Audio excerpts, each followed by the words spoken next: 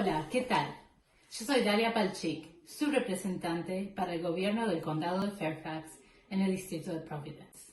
Espero que usted y su familia estén bien y sanos en este tiempo tan difícil.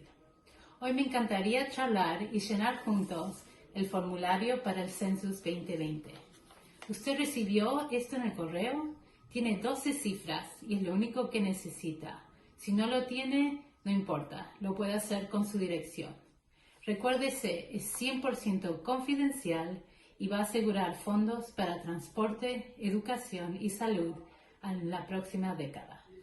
En su teléfono o en una computadora conectada al Internet, vaya al 2020census.gov.